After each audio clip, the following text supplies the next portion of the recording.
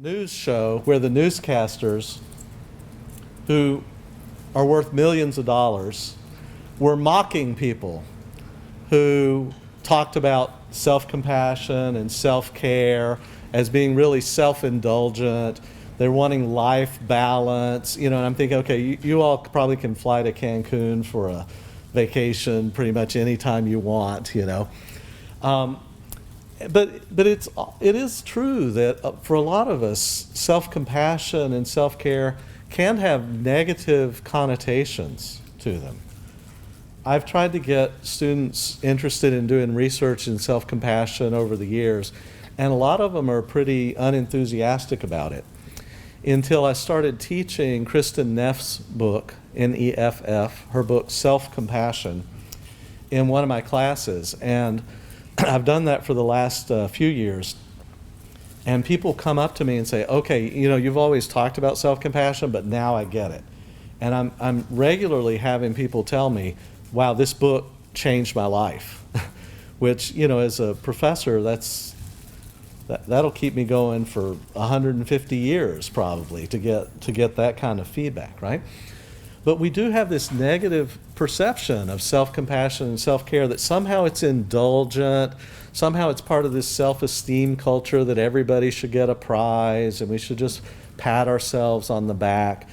And so one of the things I hope is to sort of make a case for self-compassion and why that's important and how we do that. Now, one of the things I love teaching, but one of the things that's hard about teaching is somebody pointed out to me not too long ago that when you're a college professor, you're getting older, but your students always stay the same age. And by the way, can I take this off? I mean, we're eating and I'm a long way from people, so. Back when I was in school, and some of us were in school, back in the 80s, self-esteem was what it was all about. The idea is that self-esteem is what makes for mental health. And if you feel good about yourself, you're healthy. And the whole root of depression and anxiety and all these other problems is you just don't feel good about yourself. You don't have self-esteem. So there's this whole movement to try to boost people's self-esteem. But it turns out that there's a lot of problems with using self-esteem as a criteria for mental health. Even though self-esteem is a good thing to have, I highly advocate it, but self-esteem, for one thing, it turns out is very fragile. Because in self-esteem, we tend to evaluate how good I am based on my successes and accomplishments. So if you're successful, you feel good about yourself, right? Seems reasonable. But the problem is you're only one failure away from low self-esteem, right? At any given moment. Something can happen, you're riding high, and something can happen that then is going to drop your self-esteem. One failure experience, one critical comment from somebody else. So it's a roller coaster ride. And so what you have to do is work really, really hard to only have the ups on the roller coaster and none of the downs.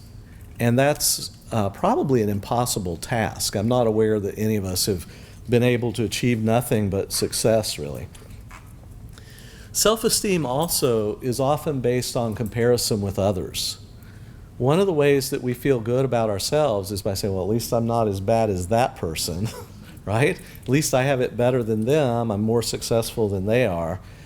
And so there's a variety of things about this that are kind of troubling. One is that it produces a kind of narcissism, and we tend to get really defensive against any criticism. We tend to be in a self-protective mode, a self-defensive mode, where we don't want to hear any negative feedback that could threaten our self-esteem and make us feel bad about ourselves. And it creates this division between us and others. Rather than feeling compassion for others, we feel better than others. At least I'm not like them.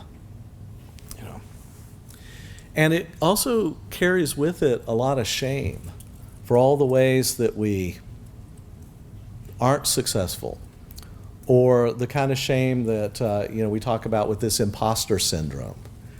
If they really knew, I'm glad I got this job, but if they really knew what I was like, they probably wouldn't have hired me. So there's this secret shame that a lot of us carry around, that we don't want people to know what's really on the inside. Another problem with self-esteem is one of the ways we try to create self-esteem in ourselves is through self-criticism.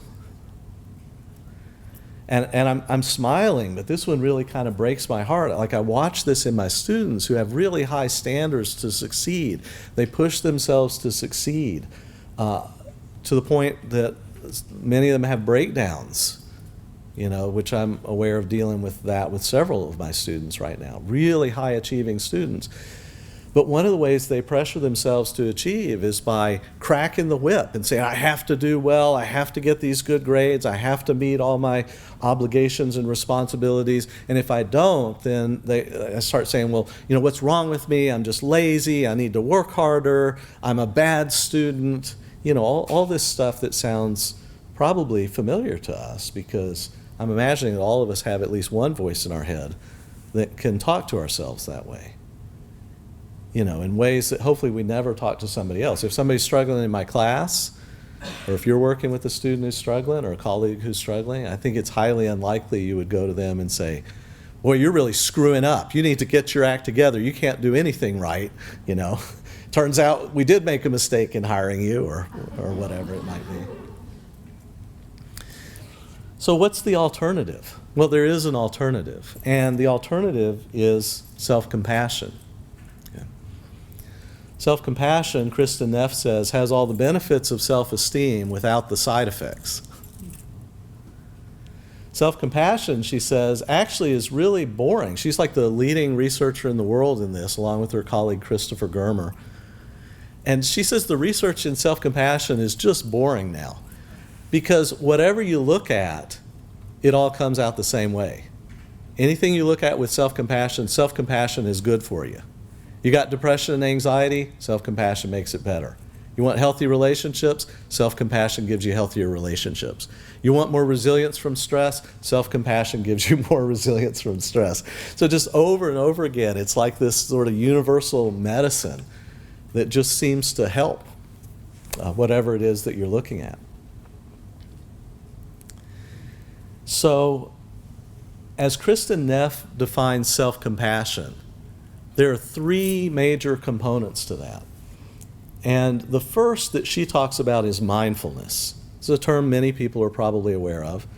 And it really just means awareness. It means being aware of your present experience and being aware of your feelings. And in this case, particularly, being aware of negative feelings. That when you're suffering, to be able to notice to yourself, this is a moment of suffering. I'm feeling anxious right now. I'm feeling sad. I'm feeling depressed. I'm feeling angry.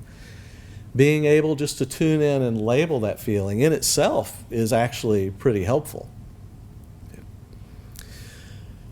But one of the problems that we create for ourselves with negative feelings is we try to get rid of them. We try to make them go away. And the problem with that strategy is it just doesn't work very well. There's a psychologist by the name of Daniel Wegner who did some experiments along these lines, and he would, I kind of like the joke version of it that you tell a kid, oh, your wishes will come true if you just stand in that corner and make the wish and don't think of a white bear. Well, he literally did that research. We'd have people try to not think of a white bear. Well, I'm willing to guess none of you have thought of a white bear all day, or very few of you. But as soon as I say, okay, for the next 60 seconds, I want you to not think of a white bear, what's going to happen? It's going to be bears everywhere, right? And even if you're pretty successful, you're like, I did pretty good. I didn't think of a white bear once. Oops, right? There's the white bear, right? So in order to not think of a white bear, you're maintaining a certain awareness of that. Well, the same thing happens with negative thoughts and feelings, and this actually is one of the mechanisms that underlies obsessive compulsive disorder. You have a thought that's disturbing, you try to get rid of it. The more you try to not think of it, the worse it gets. It's exactly like when we have a song stuck in our head and you try to get rid of it and you can't, right? Except, if it's obsessive compulsive kind of thought, it's a very frightening song that's stuck in your head and you try even harder to get rid of it. And I really became aware of this when I was doing therapy with anxiety patients. And, I did pretty well, and I'd teach them techniques and all this kind of stuff. But I had a few patients that I just had a lot of trouble kind of getting rid of this last little bit of anxiety. And it finally started to dawn on me that they'd do it like this. They'd say, okay, I'm feeling really anxious, all right? I'm worried I'm going to have a panic attack. I'm going to use that breathing technique that Dr. Smith taught me. Is it gone? Is it gone? So in other words, they were doing the right technique, but they were doing it in a very anxious way, in a way that just increased the anxiety because they're trying to make the anxiety go away. And the more you try to make the anxiety go away, the more you try to make the depression go away, the more you try to make the critical negative thoughts go away, the more you're energizing those and the more they continue. So I have a teacher, you may have coined this phrase, and it actually is my teacher Shenzhen Young who actually came up with it the first time. And the way he describes this, he says suffering equals pain times resistance. So you may have pain in your life, but it's the resistance to that pain that really starts to multiply your suffering.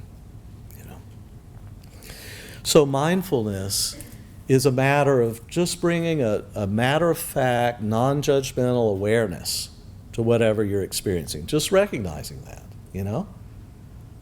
This sucks right now. And, saying it in a kind voice helps, and I'll say more about that later. So the first step is to recognize what you're feeling, and you might even do that now as you sit here. Like I check in with my body, and I'm feeling some tension right now. And, there's a little bit of anxiety. And some of that comes out of a fear of screwing up, and a lot of it comes out of a desire to really do a good job and offer something useful to you all today. And, of course, I want to be perceived well by my colleagues here at Newman, And so I can just be aware of that. And sometimes it's helpful as you go through the day, just sort of check in. How am I doing right now? Just sort of take that emotional temperature. The second step for Kristen Neff is to recognize your shared or common humanity. This is a moment of suffering right now. And there are many people in the world who are feeling exactly the same way.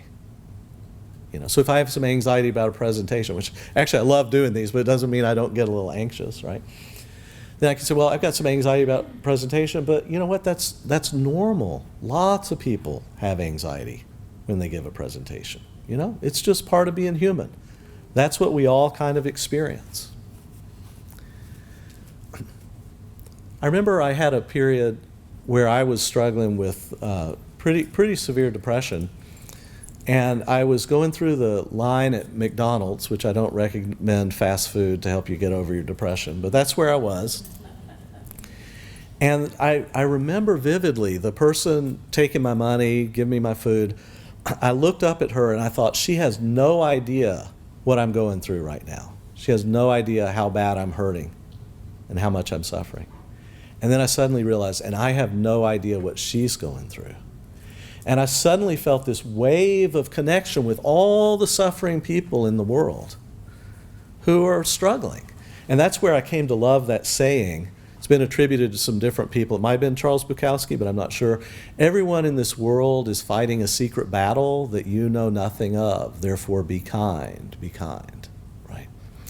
And so there's something about this experience of shared humanity that is powerful and healing for us. I'll give you one more personal story, and then I'll give you a last story.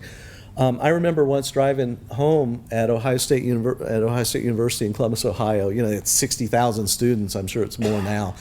And I'm trying to get home, and traffic is horrible, just horrible. And everybody's like obviously frustrated. And I was frustrated. I'm looking at all these people who are in my way, and not driving the way I think they should drive. And suddenly I had this thought, you know what? I'm trying to get home. They're trying to get home. We're all just trying to get home. And it just transformed my experience of that traffic jam completely, to think all of us are just trying to get home together. And there's a great metaphor there, but I won't belabor it, right? But that's where we all are, right? We're all stuck in a traffic jam of life, and we're all trying to get home together.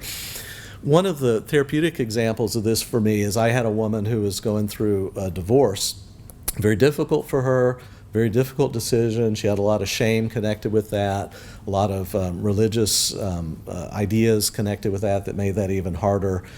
And anyway, she was really struggling with that. And one of the things that we did therapeutically is I talked to her about all the other women that are going through something very similar. Even right now as we're talking, they're dealing with similar issues of divorce and their feelings about that. And I think I said to her something along the lines of, I'd like to welcome you into that community of women who've gone through divorce and survived and come out strong on the other side. And it totally transformed her. You know, just to take that personal suffering that you're going through and to connect it with the suffering of others in the world is really powerful. I actually feel a little bit of moisture in my eyes as I remember that interaction with that client. So this is a moment of suffering. Suffering is a human experience. What I'm going through is a human experience right now, right? And then the third step for Kristen Neff is, then can you be kind to yourself? Can you offer some kindness to yourself? In this moment, what can I do to be kind to myself? Now, I suspect that a lot of people, and I know for a fact that a lot of people in this room are nice people who try to be kind to others and take care of others and are considerate of others. Do you know what the reward is for being a nice person? It's called depression and anxiety, right? Marshall Rosenberg, who's the founder of Nonviolent Communication, says that the depression is the reward for nice people, you know. Why am I depressed? I've spent all my life trying to take care of everybody else and make everybody else happy. And in fact, I've never done anything for myself my whole life. I've never done anything I wanted to. Why am I depressed? You know.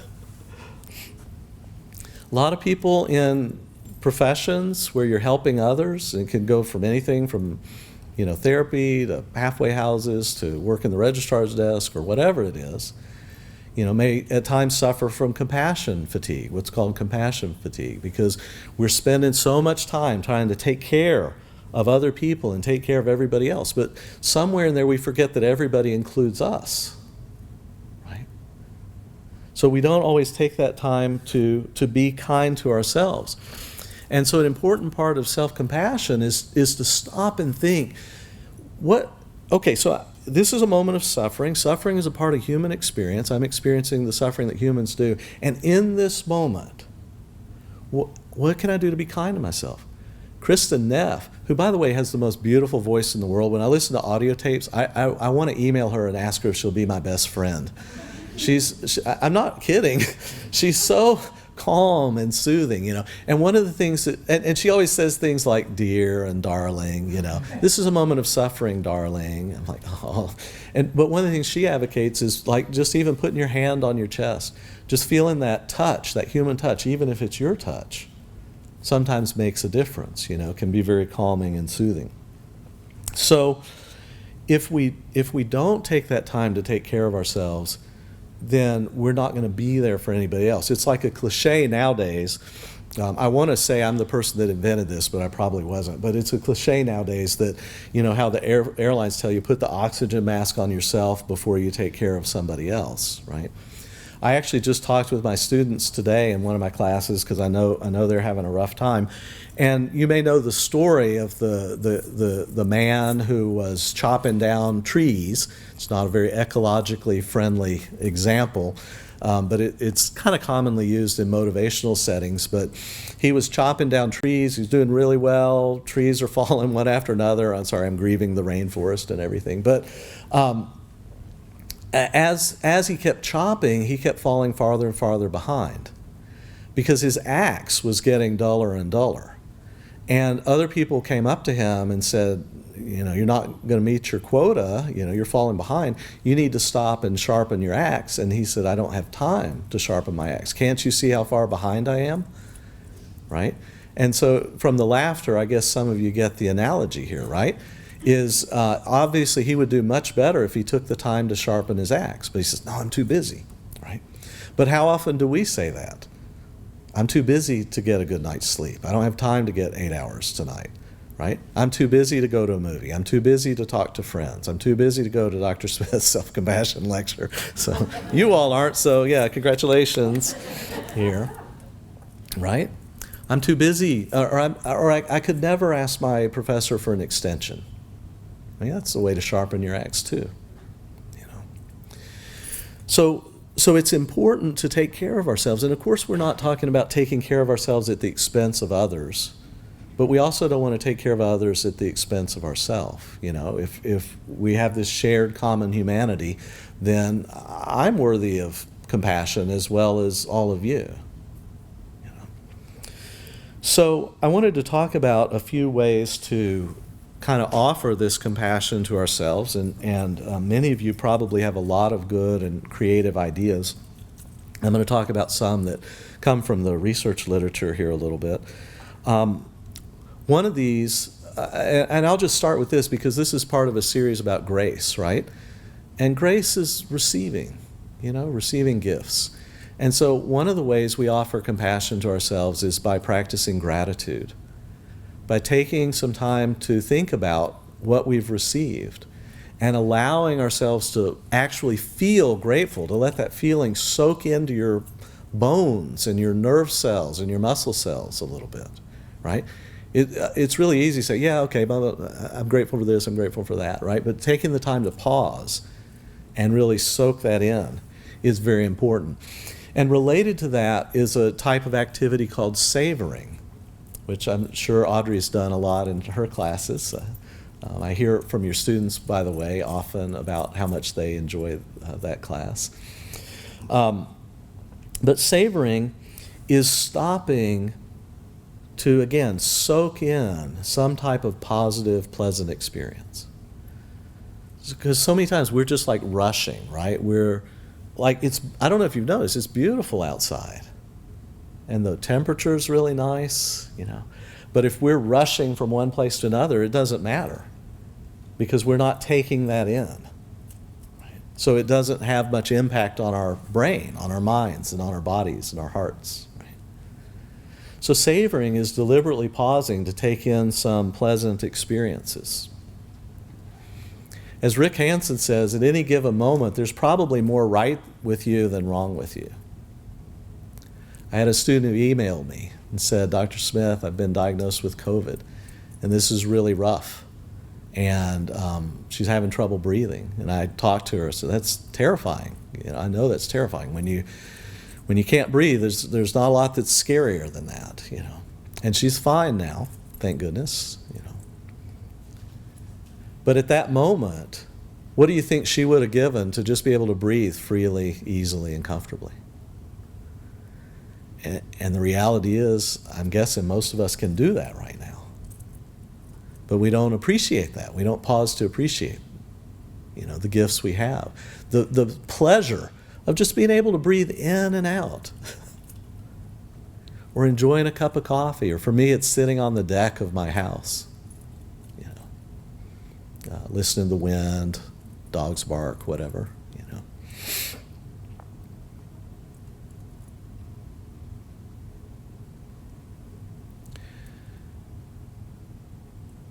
So I'm going to suggest that we just take 30 seconds right now and that you just enjoy your present moment experience, that we're sitting here together. You've eaten some good food, your body's digesting that. You may have a tasty snack left or drink left or something like that. You know, nobody's clamoring for our attention right now. Our to-do list is somewhere else. Not here unless you brought it in your head, you know. And it's just pleasant, isn't it? To just sit, feel the pull of gravity on our body, breathe in and out,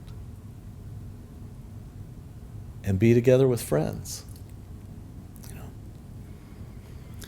Now, if you can't tune in to things in the present moment, an alternative is to imagine those. We can use imagery to create those. And so again, I'm going to invite you to take a moment to use imagery to tap into a pleasant experience. And what I'd like you to do is to think about your favorite vacation. And just think for a minute to remember that. And we want to soak it in. So in your mind's eye, eyes open or closed, up to you. I am a hypnotist, but that doesn't mean you have to give me $50 at the end of the session. So eyes open or closed, as you think about that vacation, and you just remember a moment in time on that vacation that just you felt very relaxed, felt good in your mind and body. And what did you hear? What sounds are you hearing? What do you see as you look around in that special place? Are there any smells or tastes that are happening?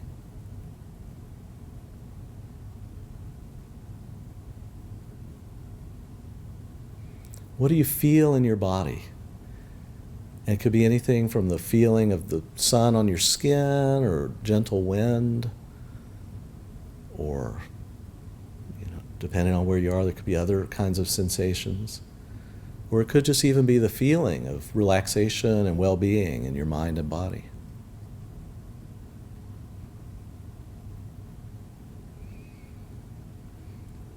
And now I'm going to ask you to switch to one more exercise in imagery. And I'd like you to call to mind a person or maybe a pet that fills you with feelings of love and safety and well-being. Sometimes pets are easier than people. They're less complicated. But call that face to mind and see what you can see as you look at that image. Not everybody's good at visualizing, but do what you can. Can you hear anything? A tone of voice, the purr of a cat? Again, any smells or tastes connected with that? It could be your grandmother's perfume. Any feelings associated with that? Stroking a pet? The warmth of a pet or a person as you hold them? Okay. Any feelings of well-being, safety, relaxation in your body? Okay.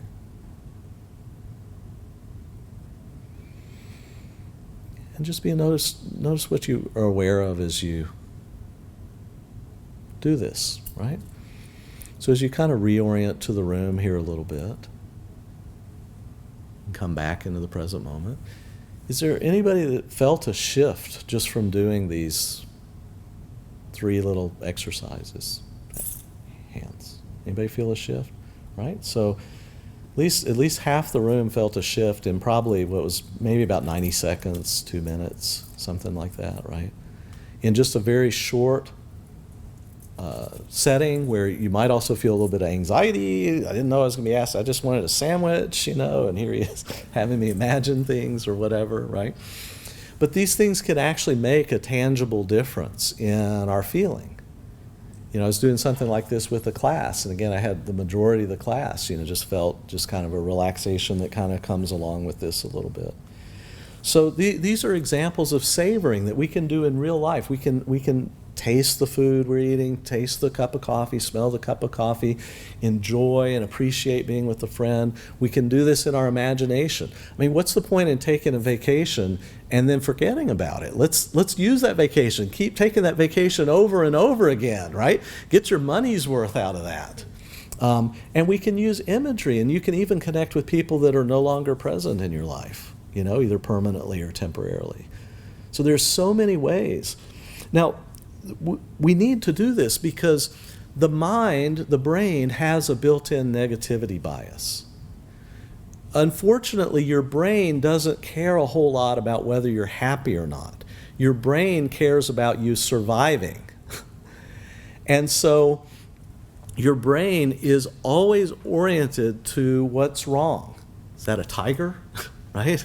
Is that person a threat? Right? It's always looking for what might be wrong. And that's designed to keep you alive. It keeps you miserable, but it keeps you alive. Right? So thank you. I mean, our brains are doing what they're supposed to do. Thank you for that, right? But what it does mean is that if we know that we have this built-in negativity bias, it means we have to work against that negativity bias. As I say, it always takes more effort to roll a ball uphill than downhill, right? The downhill slope of your brain is to go negative. What's wrong? I mean, how many times do you get together with a friend and then you find yourself complaining within just 5 minutes or something, right? And so it takes effort to kind of go against that gravitational pull of negativity and to say, okay, well, let's kind of focus on the positive, and not just in a conversation, but even in our own minds. In fact, they've literally done research to show that happy people have a ratio of 3 positive experiences for every 1 negative experience. It takes 3 positive experiences to outweigh 1 negative experience, right? In other words, it takes, how would I say this? It takes finding $60 to balance out losing $20, right? Because negativity is so salient for us. Now, by the way, in marriage, that ratio of positive and negative is 5 to 1, right? And that's probably because marriage relationships and relationships like that are so important for meeting our attachment needs and everything, right? But in a marriage, if the ratio of positive to negative, some of you are getting kind of nervous now, drops below 5 to 1, that's a troubled marriage. It's less likely to survive in the long run, right? And I mean, how easy is it in marriage to start saying, well, you did this wrong and you did that wrong, and I don't really like that much either. It's so easy to fall into this kind of negativity. So we have to work really hard to counterbalance that with positive interactions, right? So savoring is a way to kind of deliberately bring more of that positive into your conscious awareness, because it's in your life. Like Hansen said, there's more right with you than wrong with you right now, but we have a tendency to focus in on what's wrong. Okay. The other thing I wanted to talk about was how we talk to ourselves, because many of us speak to ourselves in very critical and hurtful ways.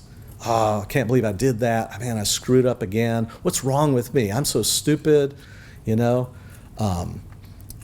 The pandemic has not been kind to my waistline, so I'm like, why can't I stick to my diet or something? God, why did I eat those potato chips again? I know better than that. And so we try to, so we can be really, really kind of negative to ourselves about things, and we try to use that to motivate ourselves, right? But imagine what that would be like. I'm hearing Kristen Neff's voice in my head right now. Oh, you ate some potato chips, darling. Maybe that wasn't the best choice, but it's okay, I understand. But now, there's some salad over there. Maybe it'd be good if we get some salad. What would it be like if we talked to ourselves that way, right? Maybe some of you do, but I'm aware I don't often talk to myself that way, right? What would it be like to help us motivate ourselves to say, oh, yeah, I know I don't feel like grading those papers right now, but I really want to be there for the students. And if I get a little bit done, I'll feel better. And I don't feel like it now, but I'll probably get motivated once I get started. Why don't I just grade a paper and see how it goes? I mean, we don't talk to ourselves that way often, right? If you do, I want to learn from you, honestly. So self-compassion involves like looking at the way that we talk to ourselves. And as I said, many of us are so much harsher to ourselves than we would ever be to a friend. And it's actually okay to start to listen to how you talk to yourself and try to talk to yourself the way that you would talk to a friend or loved one or somebody who needed your support. And I'm particularly interested in that in terms of like motivation, like how we motivate ourselves to do things, but also just in response to failure. It's like if If I screwed up this lecture, say, well, okay, not every lecture is going to go fine. If maybe one of my jokes fell flat, I could say, well, okay, don't use that joke again in the future, But, not every joke's going to win. Not every lecture is going to be 100%, And so just for example, but there's so many ways, and you can probably think of this yourself as you go through your life and start to listen to how you talk to yourself, because you're the friend that's with you 24/7, right? And what kind of friend are you? Are you the kind of person you want to hang out with? So start to listen to that voice in your head and see if you can turn it around. And experiment with what it would be like to talk kindly to yourself, and with a kind and calm tone of voice, even in your inner speech. Right? Everybody needs to listen to Kristen Neff so you can hear her telling you how to be calm. So anyway, this is self-compassion. And self-compassion works where self-esteem doesn't. Because self-esteem you got when things are going great. And then when things go badly, it's very, very difficult to maintain that self-esteem, except maybe being really defensive, and it's a teacher's fault, or whatever, right? But self-compassion is there when you need it the most. When things aren't going well, that's where self-compassion is especially powerful. To take the time to remember, this is a moment of suffering, right? This sucks right now, doesn't feel good, but this is part of being human. And there's so many people in the world that go through this, just like I'm going through this. And so given that, how can I be kind to myself? So the last thing I'd like to say is I was reflecting a little bit on this idea of grace in connection with self-compassion. And Barbara Fredrickson, who's the leading researcher on positivity in the world right now, talks about how she went on a meditation retreat, and she spent, several weeks, I believe it was, just meditating in silence. And it was difficult at first, but as she went on, she started to notice that she was just feeling so connected with the other people at the retreat, even though they weren't talking, with the world around her. And she started to experience this sense of oneness, with her world. And then what she recognized is that oneness is the way things really are. It's just most of the time she wasn't aware of it. It took slowing down and getting quiet for her to recognize the oneness that was already there. And so I personally think that self-compassion, because what is compassion about? It's about our oneness with each other, that we're all in this human boat together.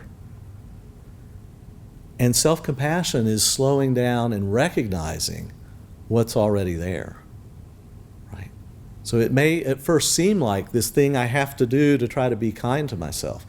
But I think at a very deep level, it's an act of grace towards ourselves, and it's a way of recognizing the grace that's already there.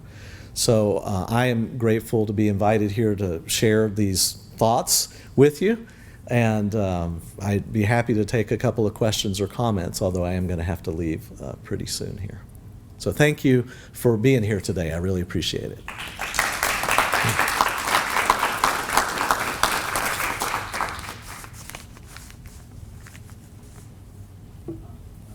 Which one? Man, I can't believe the time just passed by so quickly while listening to you. Yeah. Most people have the opposite experience. Yeah, I don't have a question, and I think it's really helpful to me personally, and I can relate to so many things you shared. I'll try to share, make it short. Mm-hmm. So I listened to one of your fellow colleagues, a psychologist, Jordan Peterson. Oh, yeah. Yeah, he's controversial. But he is, yeah. And he had probably an ill metaphor about families. So all the family members actually are like just have all your hands or fingers around each other's necks. And in about, say, 20 years, and you will just strangle each other. So we stand in a circle and we have our hands around one another's neck. And then eventually we're going to strangle ourselves to death. And sometimes in my life, I feel that my wife is doing that to me. And even my lovely 2 children are doing that to me because they just constantly need so much from me. Yeah, so I have other things to do, and my papers, my goodness, when can I grade them and finish that? So I feel that. And for those moments, you said 5 pluses probably will offset 1 negative in family. So I could relate to that. And lately we got a bunny for our 2 children. And that little thing is so adorable. It's just pure white. And I secretly felt that it just helped me with my jumpy temper. When I was about to just kind of, talk loudly, and I saw the bunny, so I softened my tone, and I changed my direction. And I could talk better with my family. Yeah, so I could really relate to that. You mentioned to think about your pet, and then what do you feel when you pet them? Of course, it's also kind of factor in, reality strangling my neck because I have more work to do for her. Yeah, I need to clean the poops and the and anything. And my kids claim they will do that, but they don't do it. Yeah, so that's my experience. I hope that's not just a short honeymoon. Well, I really appreciate you sharing that, Huachuan, and I feel a lot of sadness as you say that, although at the same time I think I and a lot of us really can also really relate to that, right? Is that, our families are so important to us and we want to be this kind and caring presence, and yet, we can get burdened by all these demands and, start to raise our voice and all these kinds of things. And it makes me smile to hear about your bunny as a way of remembering what's important in those relationships. And it also kind of comes back a little bit maybe to, what I was saying about recognizing what's already there, because what's clearly already there is your strong love for your wife and children and now your bunny. And, I doubt anybody would question that. And yet at the same time, we get in our own way, right? Because we get caught up in the day-to-day and get irritated and impatient and whatever it is that it may be. And that's also part of being human. So I appreciate you sharing that, Huachuan. Thank you. Yes? I'm Melissa Smith from Occupational Therapy Assistant. And I just wanted to say, I really appreciate what you say about gratefulness. And I encourage everybody to always try to keep that mindset, because I feel like it does change your brain if you can just try to be grateful. And in my private practice, I do feel sad if I say, the first thing I say is, tell me something you're grateful for. And they can't think about it. They can't come up with anything. So if you can't come up with anything, that's okay, but I think just to keep trying. And so are you breathing? Do you have a roof over your head? So some of these basic things they can start to learn to be grateful. But I love that, so thank you for bringing up gratefulness, because I think it is so important. And the savoring, I love the savoring, and I want to add that more to my class, because I do like meditation and different things that we can do for our patients to help them de-escalate or kind of relax. So I just wanted to say I'm a big one on gratefulness. Big fan of gratefulness. You love it with your clients. It's hard when they don't recognize it, because those things are there, those positive things are there, but they just can't recognize it. So that makes you sad about that, right? The nice thing is that gratefulness, even if it might sound kind of hokey or whatever, it has strong research support that people who focus on gratefulness, like remembering 3 things every night before you go to bed, it actually has a pretty dramatic impact within a few weeks. Yeah, Audrey? So I just wanted to piggyback on that comment, Melissa, and I, particularly when I was teaching an organizational culture, organizational communication class, we started every class with a gratitude practice. And the students would just say things like having a warm coat to walk to class with, having something to eat. And it does make you aware of even what their struggles are when they are noticing that they had a warm coat, or they're noticing that they had something to eat. But it is it's amazing the way that it shifts the tone in the class to start with. It just puts everybody in the room, and it really ties in well with mindfulness, because it makes them present, and it's a way to center people. It's a great way to start meetings too. So. Yes, that's great. Huge fan. And on the note of savoring, my husband and I have, you can tell that I get a little bit excited about this topic, but my husband and I have a saying that we'll look at each other and we'll say, this is one of those perfect moments. And just savoring it. I mean, it just might be our two boys playing basketball on the driveway, but they're there together, people are safe, people are happy. And so if you can even start that practice with people around you, that's a great way to savor, just to notice those moments and to really drink them in. Yeah, that's so nice, and I love it that you all are teams. You're buddies in doing this kind of thing, and you can support each other in doing that and kind of remind each other, this is a perfect moment, let's savor that moment.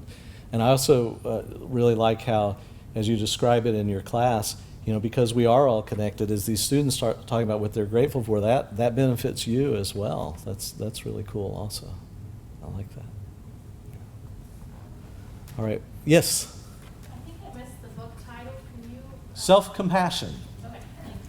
Yeah, Kristen Neff, N-E-F-F. Her book is Self-Compassion. She's got one out now more specifically for women I think she calls it Fierce Compassion. I want to read it but haven't read it, where she's taken on this idea that self-compassion means that you're always nice to everybody. She really wants to empower women who've gotten this message, be nice, take care of everybody else.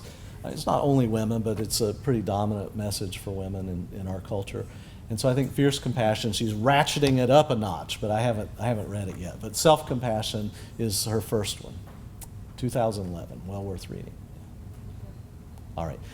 Thank you all. I appreciate your time today.